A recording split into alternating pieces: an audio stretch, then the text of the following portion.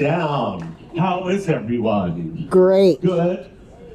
I'm Glenn Rosenblum, in case you don't know. Who here is new? Who is not a theory teacher, but he had also dabbled in composing, and he had written Wonderful, Wonderful for Johnny Mathis and See You in September. You know those songs. But he taught high school to pay his bills. Well, he wrote a musical about the signing of the Declaration of the Independence called 1776. He's singing John Adams, played by William Daniels, who was on LA Law. Ken Howard, who's not with us anymore, who I did Man of La Mancha with, as Thomas Jefferson. Oh, I forgot to say I'm still an actor and acting in theater and television. And Howard Da Silva plays Benjamin Franklin in that, you'll see. And you're going to recognize Jerry Orbach from Law and Order in Promises, Promises. He started on the stage, but then, you know, Hollywood comes to call in because you don't have to schlep out 8 performances a week. You can do a Law and Order about some insipid crime and you get paid millions. That's everyone's dream. So here we go. Let's watch these. This was on the Tonight Show. You can imagine it went mainstream. And there was nudity, it was naughty, and had dirty words. Life is what you do. I am waiting to die.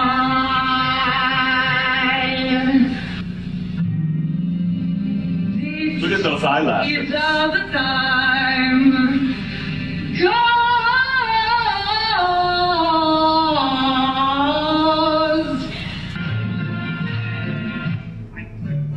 That's Jerry Orbach.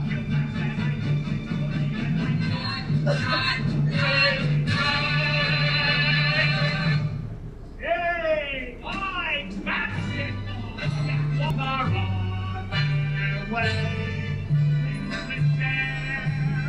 We share basketball tonight. Only we can be sure of what kind of a bird. They're deciding what the national bird should What be. little bird shall we choose as the symbol of all of New America? The eagle, the dove, the turkey, the eagle. We're waiting for the chirp, chirp, chirp of an eaglet being born. Waiting for the chirp, chirp, chirp on this humid Monday morning in this congressional incubator. It's so good, believe me. The way a few years ago, Stephen Sondheim was one of the greatest composers of our time. We were so lucky to be able to live during the time that he was alive. His work will go on like Beethoven and Mozart. And he started out as a lyricist only for Gypsy and West Side Story. But then with a funny thing happened on the way to the Forum, he started writing music and lyrics. And not many composers write both. They either write one or the other. He wrote both. So some of his groundbreaking musicals, A Funny Thing Happened on the Way to the Forum, Company, Follies, A Little Night Music, Pacific Overtures about the opening of Japan and westernizing Japan also, right? Sounds like how we are not sitting through that for $150, but it is thrilling. And then in 1976, he was so popular, they did a review of his music. He had only been really working for 20 years at that point, but there were so many songs. Yvonne DiCarlo, who was Lily Munster from Follies, singing I'm Still Here. And then since this is a morning of showstoppers, we will see Glynis Johns, who you might remember from the movies, especially Mary Poppins, who originated the song Send in the Clouds, which I know you all know. So here we go. Madness. This time it all turns out alright. Tomorrow. He was nuts. Another reason not to move. Another vodka singer. Ah! This was her big hit, The Ladies Who Lunch. I got through all of last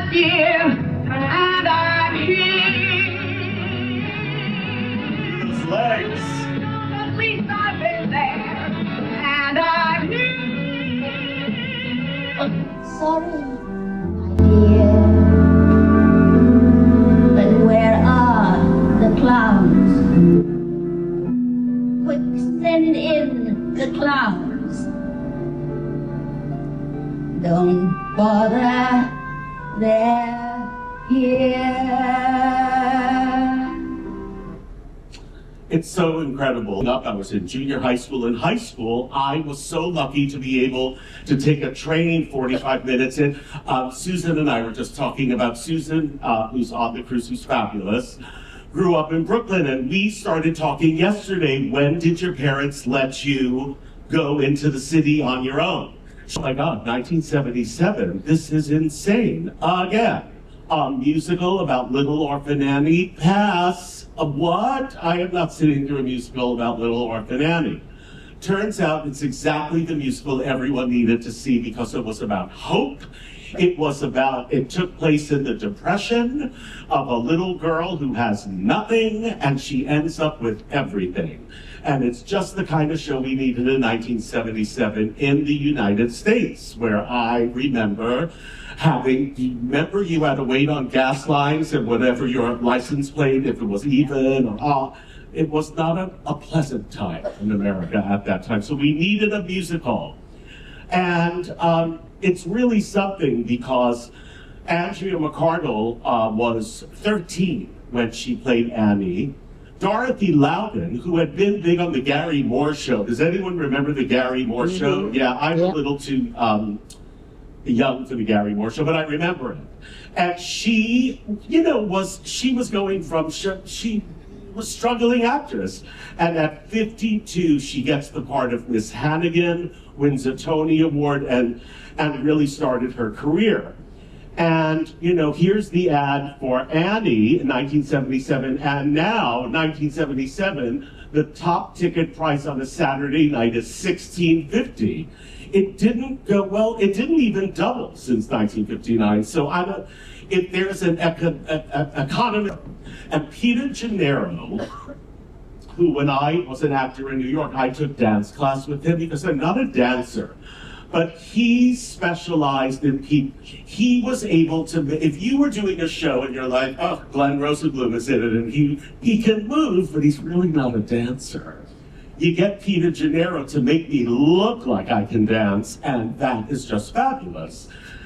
And Peter Gennaro was sort of an unsung hero because of an egomaniac called Jerome Robbins, who was the choreographer for West Side Story and created it. Jerome Robbins took all the credit for everything. However, years later, it was finally, with the social media and whatever, it was finally told that Peter Gennaro, who was his co-choreographer, actually choreographed so many of the numbers that we know today, like America, the dance at the gym. Who has seen West Side Story? You remember the dance at the gym, right? And America with the... That was all Peter Gennaro. So Jerome Robbins, may rest in peace, but you were an egomaniac. So I want to celebrate Peter Gennaro, and you're going to see the scene. I'm going to show a scene from Annie. And when they sing Easy Street, if you take a look at Miss Hannigan and Dorothy Loudon, she's not doing much, really. I always say, if I can do it, it's you can learn it. And you'll see, but she looks like a dancer, and that's the genius of Peter Gennaro. Before we walk, and does anyone know who that is? No. No? That's Sarah Jessica Parker. Oh my goodness.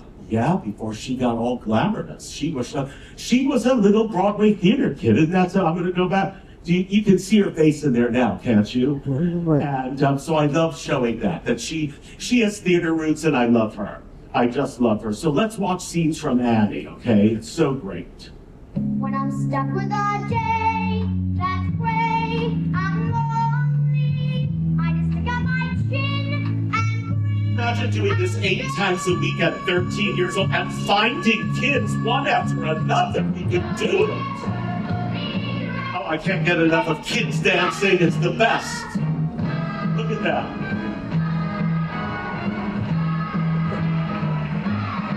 Really? Look at that. Big guitar, be loud, man, and right. Look at that. She looks like a dancer. See, I can do it.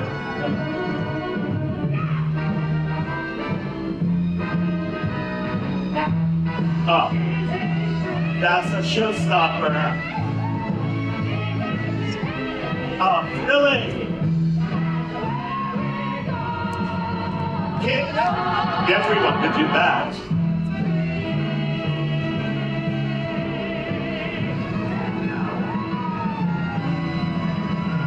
Wow. Oh, so excited. Stops. Now there are many musicals where they write in a fake showstopper where if they know the audience is going to applaud and they have an encore planned. Who came to the show last night? And when he played at the end, that was really, he sort of stopped, he got us, right? He got us and he really had to come back and do another song. I have only, in all the years of me going to the theater, there's only been one time where the show literally stopped, and it was a production of Damn Yankees. Does everyone know Damn Yankees? And it was a production at the Old Globe that made its way to Broadway with B.B. Newworth and Victor Garber. Well, there's a song in the first act where all the Yankees do this ballet, and it's incredible, and it is so incredible. The show, they sang the number, the audience kept clapping and wouldn't stop, and they literally did the entire song again. It's the only time in my 66 years where the show stopped. The husbands talk the wives into this, let's all get into bed together. And when they're all in bed together, like we just saw, they realize, this sounded better than we thought it would be. This is not great. It's Christmas time. What are we thinking? We're all friends. I don't need to sleep with your wife. I don't want to see you sleeping with my wife. And the audience. And this is what genius is, because it's such a lighthearted, stupid show, but then you get a song like this about 10:30, and I want to sing it for you.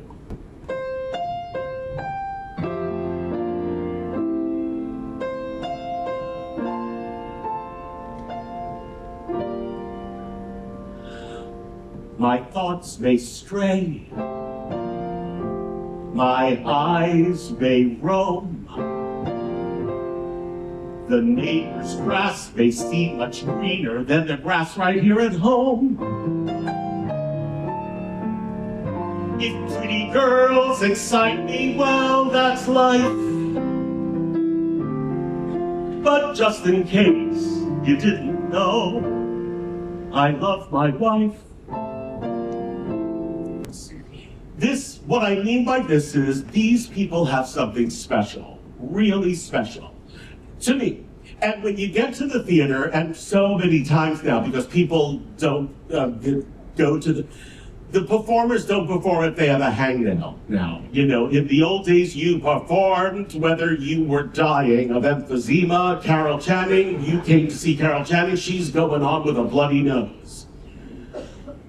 These are the kinds of performers that if you did see the understudy, you would be like, they were great and the show was good, and sometimes the understudy turns out to be Shirley MacLaine. Rita Rivera, who we lost a few years ago, she was in Chicago and Bye Bye Birdie.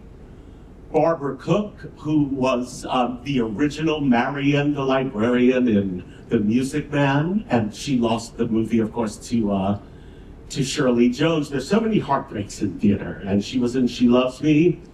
Man of La Mancha. Who has seen Man of La Mancha here? You have. Oh, Sheila, yes. It's the story of Don Quixote and dreaming the impossible dream and looking at life with the glass half full, if you will. And it's such a beautiful show. And Richard Kiley, who was such a terrific actor. My father used to say that my father loved actors who were actors who could do Shakespeare, but then opened their mouths and could really sing. And Richard Kiley certainly was one of those, especially in the scene we're going to see from the Ed Sullivan Show.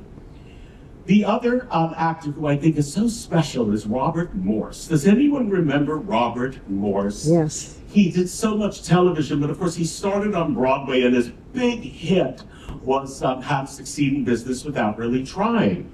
In later years, he did a musical of the movie Some Like It Hot called Sugar. I got to do a production when Tinkerbell, I was a mess. You know, Tinkerbell couldn't get enough of Cyril Richard as Captain Hook. As a kid, I thought it was so funny.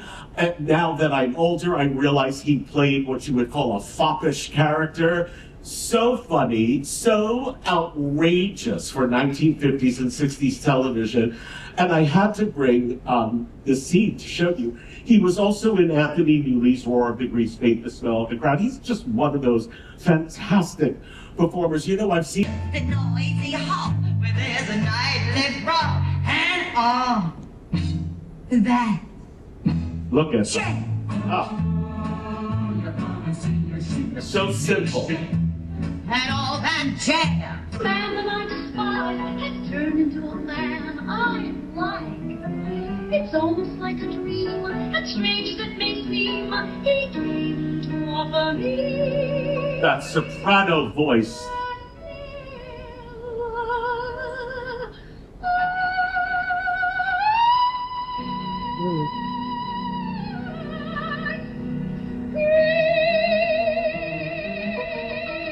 Oh. And the world will be better for the What's better than Richard Hiley singing The Impossible Dream? spawned and covered with stars. This is from the Ed Sullivan Show. With his last songs of courage. The unreachable star. Oh. Oh. Look at those people in the audience. Ah.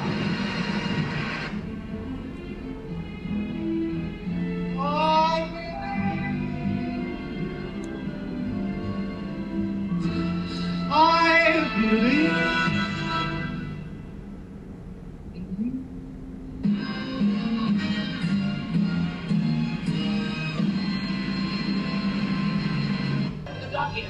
The slimiest. Who's the creepiest creepy He's so With good. his sensible, reprehensible behavior is quite indefensible. The crawlingest, cruelest, crummiest, crookedest. Oh, this part kills me. Mrs. Hook's little baby boy. Look at that makeup. Just Lil old me.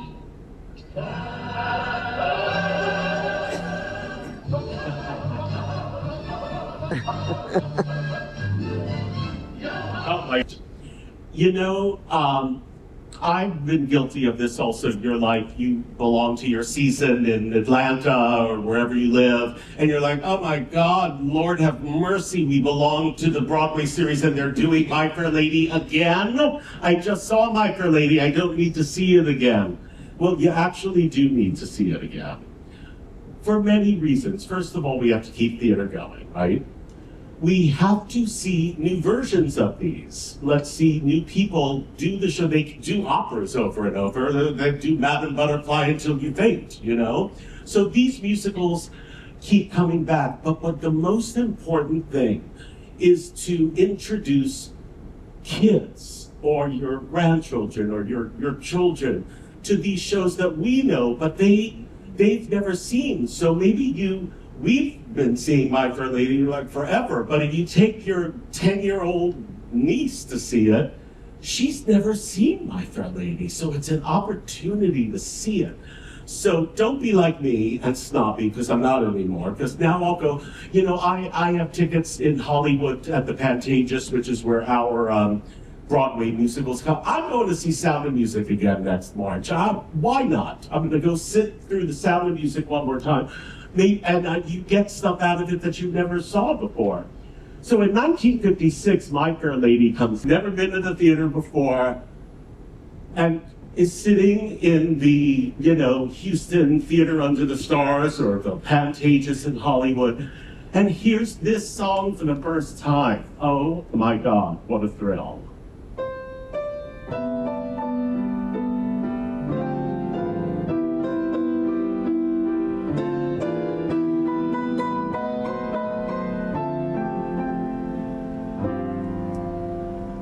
I have often walked down this street before, but the pavement always stayed beneath my feet before. All at once am I several stories high, knowing I'm on the street where you live. Oh, somehow you are near, the overpowering feeling that any second you may suddenly appear.